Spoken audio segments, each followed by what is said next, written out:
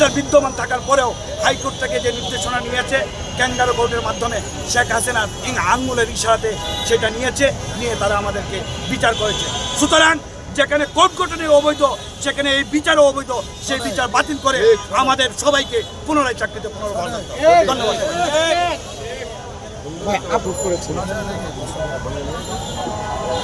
ধন্যবাদ।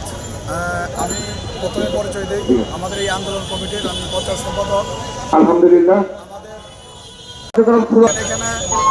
এখানে আমি 2012 সালে বাধ্যতামূলক অবসর ঘটনা করতে 2009 সালে ছিলাম খুলনা।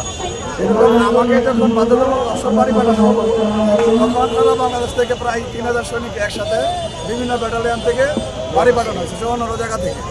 আমি চিকিৎসা করলাম আমার অপরাধ, বলবো যে আপনি বিদ্রোহ করেন নাই, তবে বিদ্রোহ প্রতিহত করেন নাই। আপনাদের কাছে জাতির বিবেক, সাংবাদিক, আপনাদের কাছে একটা প্রশ্ন রয়ে গেল আমার। দেখেন 2009 সালে ঘটনা করছে পিলখানা, আমরা ছিলাম খুলনা। তার পরবর্তী সময়ে আরও 3 বছর আমি একজন ট্রেনিংপ্রাপ্ত সোলজার, আমার একটা নিজস্ব হাতিয়ার আছে, এই হাতিয়ার নিয়ে কিন্তু আমি ডিউটি করছি, চাকরি করছি।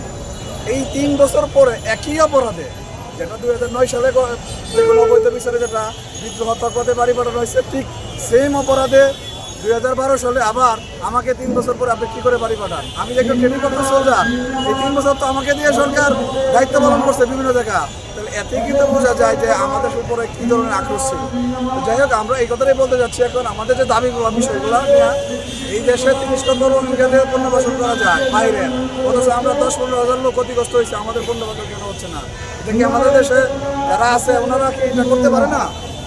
বা কার ব্যক্তি বা প্রতিষ্ঠান বিভিন্ন পুলিশ স্টপের মাধ্যমে এই আমাদের যে পুনর্বাসন বা বিচার কার্যক্রমটা বন্ধ রাখছে, আমরা আপনাদের মাধ্যমে জাতির বিবেক, আমরা আমাদের বিচারটা চাচ্ছি, আমরা কোনো বিশৃঙ্খলা চাই না। আপনারা